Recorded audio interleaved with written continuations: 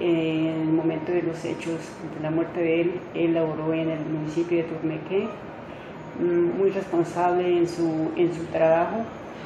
Era un hombre muy inteligente. Él había estudiado biología y química y luego había terminado el magíster en filosofía latinoamericana. Dictaba esas áreas, matemáticas y la filosofía, en algunos grupos del colegio de la normal de Turmequé, pues el último sitio de residencia de donde está laborando. Me conocí con él en San Eduardo, Boyacá. Él trabaja en el colegio de San Eduardo y allá nos conocimos porque él se vino trasladado del norte de Boyacá, de Huicán, porque ya igualmente a él lo habían amenazado allá y él pidió traslado para San Eduardo. Él estaba dentro del grupo de sindicalistas de Boyacá. Él participaba en las reuniones de sindicato de Boyacá, asistía a los congresos de la CUT en Bogotá y era un líder en el colegio. Y me sorprende mucho que mi papá en 32 años logró tanto, porque logró ser un profesor, logró ser profesional, ya tenía una maestría y el impacto que tenía. Entonces el solo hecho de que yo veo una foto de él, del funeral de él, y veo la cantidad de gente que había, la cantidad de estudiantes, jóvenes, adolescentes.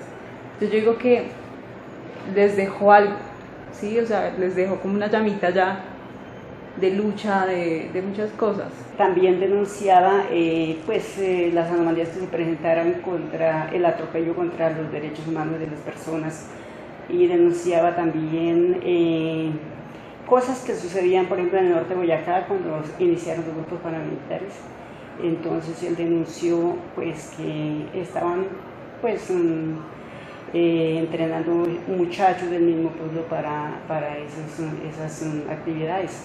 Y él siempre me decía que él tenía mucho miedo, que él le daba mucho miedo salir con la niña y conmigo, ya estábamos los tres, porque que el miedo más grande que le daba era que lo torturaran o lo llevaran, lo torturaran o hicieran cosas que él no pudiera defenderse. Sí, entonces era duro y fue un tiempo muy, muy estresante para los tres, o digamos para los dos, porque mi niña estaba en ese tiempo, la niña tenía 8 meses cuando él falleció. Entonces nosotros salíamos, pero el miedo que estuvieran por ahí, que lo cogieran, que nos hicieran algo, sí, era algo terrible. Ese día tenía una reunión sindical, entonces él fue en la mañana a dictar su clase normalmente y luego nos íbamos para Tunja porque tenía la reunión en Tunja. Entonces a las 7 de la mañana muy temprano salió a dictar su clase y ya lo estaban esperando. Según las versiones, estaban ya esperándolo el día anterior, habían programado los asesinos esperarlo. Y parece que hubo complot también con la policía de ahí porque ellos en el momento no aparecieron por ahí, la policía del local, porque ellos fueron cómplices, según todas las versiones de ellos, hubo complicidad. Entonces él salía para su trabajo y en el momento que salió, pues escucharon los disparos. Yo vivía como a media cuadra de donde él murió. Escuché los disparos y ya cuando yo salí, pues sospeché porque nosotros ya teníamos ese presentimiento porque estaba con amenazas. Entonces cuando ya asomé, él ya estaba ahí en el piso muerto. Y la segunda versión es que había unos 2 señores vestidos de campesinos, dicen, que pasaron, dispararon y luego salieron corriendo hacia un carro y salieron del pueblo. Él denunció efectivamente todo lo que estaba pasando en el proceso de reclutamiento de jóvenes por parte de las estructuras paramilitares en Puerto Boyacá y en las zonas circunvecinas. Estando en estas condiciones, es asesinado por miembros de la Policía Nacional que estaban ahí en el municipio. Y específicamente, en esa época, el teniente Alfonso Velasco Torres, el sargento José Rafael Urueta, el sargento Orlando Espitia Fonseca y agentes Every Flores Bautista, Gustavo Amaya, Pablo Antonio Solar Palacio, José Lisandro Lago Sierra, entre otros.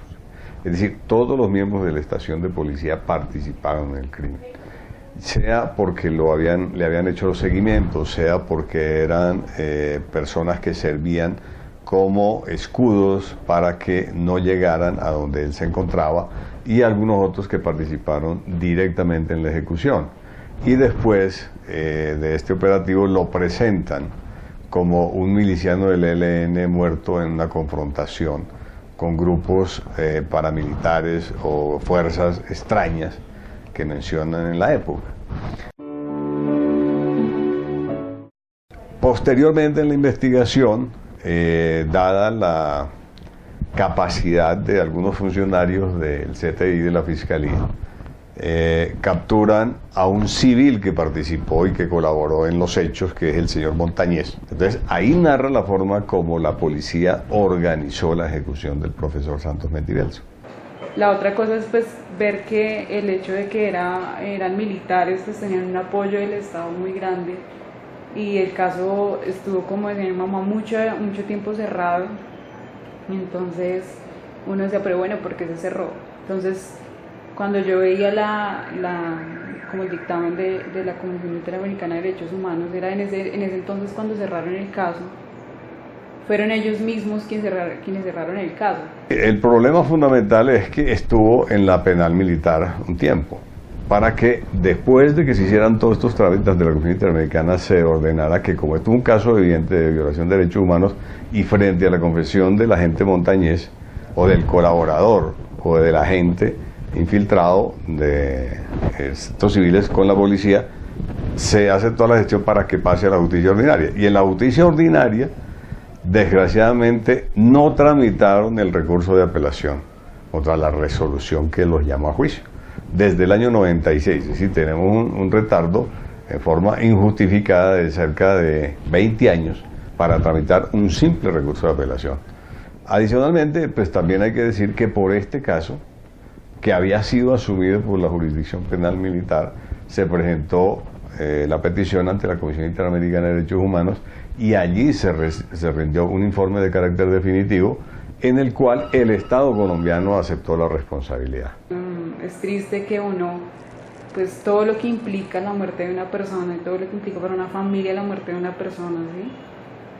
No solo para la esposa y sus hijos, sino para sus hermanos, para sus papás, para todos, ¿sí? Es una persona que cumple un rol social, es profesor, es padre, es hijo, ¿sí? Todo lo que implica, y uno tener que ver a la persona que le hizo tanto daño a esa familia por ahí, normal, todos ellos pues como si nada hubiera pasado, y las cosas no son así. Y de hecho me llamó mucho la atención que cuando salió la noticia en el 2011, que yo la vi, había un comentario de una persona que decía, eso se pasó hace 20 años, entierren a sus muertos. Y yo decía, entierren a sus muertos. O sea, nos falta también ponernos en los zapatos de otra persona y ver qué implicó eso. Entonces para nosotros, ¿qué implicó la muerte de mi papá? ¿Sí? Quedaba mi mamá sola con una bebé de 8 meses, estaba embarazada porque yo no había nacido, ¿sí? Lo que implicaba tener que salir sola con 2 hijas, ¿sí? Que ya no tenía una persona que era quien la acompañaba en ese momento, ¿sí? Y todo lo que implica ir para adelante. Tantas cosas que suceden que los hechos no quedan impunes, que por lo menos se sepa qué pasó o por qué sucedieron las cosas.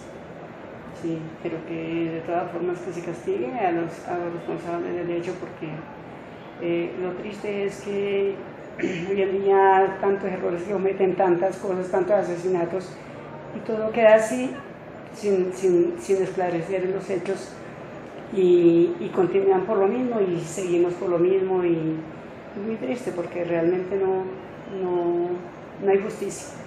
Una cosa como esa no debería pasar, debería haber protección, no debería existir un crimen de esa manera, y menos que estuviera implicada la gente que debería protegernos, ¿sí?